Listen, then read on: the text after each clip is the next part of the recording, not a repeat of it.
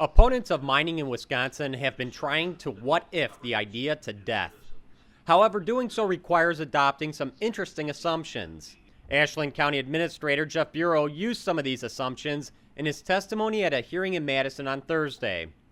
One of these assumptions is that a growing economy would be a burden to local communities, and that billions of dollars in private investment would lead to no change in local tax revenues. For us, if we were to basically encourage other businesses into Ashland County, we would need to create an infrastructure, industrial parks and that, to locate them.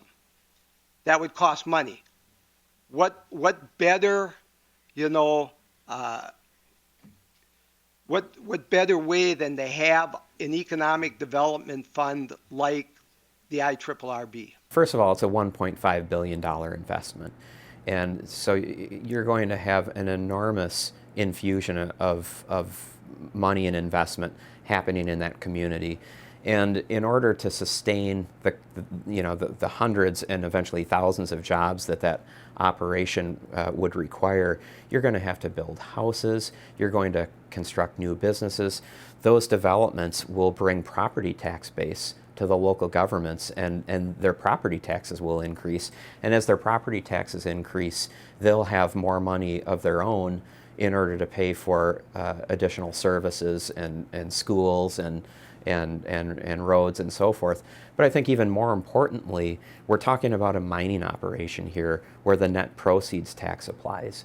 And that net proceeds tax will send literally millions of dollars to these local governments. And the way our law is set up is they have a board that's established to receive that money and accept requests for distributions from it, and they'll make their own decisions locally about how to best prioritize those financial resources in the form of the net proceeds tax that the mining company would pay. Another assumption: although new companies in the area would be dependent on roads and other infrastructure to maintain their businesses, Bureau argues those companies would contribute nothing to building and maintaining that infrastructure. My belief is the income tax has always been based on profitability. So if there is no profit, how do we pay for those impacts? The reality is that to construct this type of operation, the company is going to have to invest many millions of dollars in infrastructure, whether that's a road to get to the mining site, a rail spur to get to the mining site, electric transmission lines to bring power to the mining site. Those are going to be enormous investments that the company makes. There were many other examples of mind-boggling assumptions, but here's another one.